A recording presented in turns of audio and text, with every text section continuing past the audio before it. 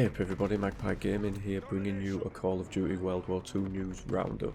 Not a great deal of news to go into, but some very important ones to talk about this week. And the first one of those is that you can now pay somebody to rank you up within Call of Duty. Now this is an outsourced service from the blog Bidfind. They now have a dedicated page where you can sign up to have a skilled Call of Duty player play under your login and basically improve your rank within the game. So these people will play the game as you. They will take part in the matches and the maps and whatever else. You can actually ask them to do specific tasks such as simply just ranking you up or improving your kill to death ratio, and at the moment this costs around $20 or £15 an hour, and you can even actually have one of these people come to your home. I'm assuming that this is only going to be based in a certain country though, but they will come to your home and play on your rig and do this while you watch. Now a lot of people have said that this is basically like gaming prostitution, which I kind of understand where they're coming from with that, but this isn't something new. This has been done before. I remember a few years ago there was a company based in not sure if it was China or somewhere like that. It was somewhere in the Far East, and you could get somebody to rank up your character in World of Warcraft. This was something that Blizzard didn't like and they cracked down on it pretty hard, but for a while you could give your login to somebody, pay them, and somebody would sit there basically playing your character all day and ranking it up as much as possible. I don't know who is going to take part in this service or who would pay for it. At the end of the day, you're having to give over personal information to these people. You have no clue who they are. They could simply just log into your character at any point, so it's not something that I would advise. And I think if you've got to go to this length to improve your Call of Duty character, then you really shouldn't be playing Call of Duty at all. You know, it's a tantamount to cheating basically, and it's definitely not something that I agree with, but the option is there if you want to do it. If you're that weird, you know, fair enough, whatever.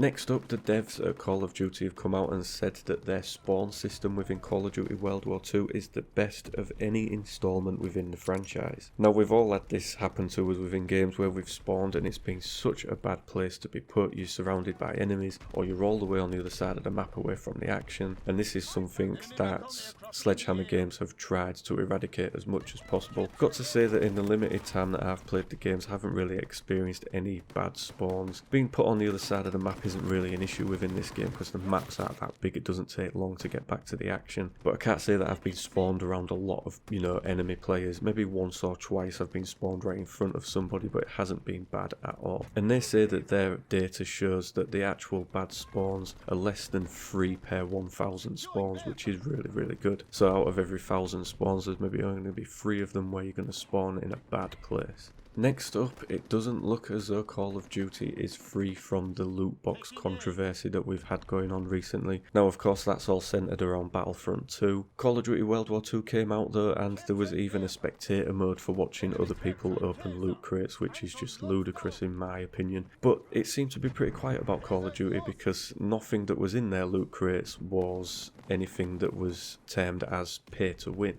It was all basically just cosmetic, but you could buy these loot crates with real world money. Now some data mining on the game has taken place which shows that there are a number of unreleased loot crates at the moment. Now so far the highest loot crate drop that you can get is a rare loot crate drop, and this again only cosmetic items or XP boosts, whatever. It hasn't got anything really important in it. But data mining has uncovered 3 more types of supply drops within the game. Those are epic supply drop, legendary supply drop, and the last one is a weapon supply drop. Now that's the one that's striking fear into people. Does that mean that this weapon supply drop is going to drop you something that you can use which is going to be far more powerful than those that are playing around? Been no official word from Sledgehammer Games on this. Of course these supply drops are buried deep within the files. They haven't been made public. They haven't been turned on within the game. Will they be turned on within the game? Who knows. I will put a link to the actual story in the description below so that you can go read it in depth, but this hopefully is something that won't make it into the game because it will just break it, I believe, and you're just going to end up with the same kind of shit flying around that you've got with Battlefront 2 at the moment. So all being well, Activision and Sledgehammer Games will look at what's gone on with Battlefront and think, yeah,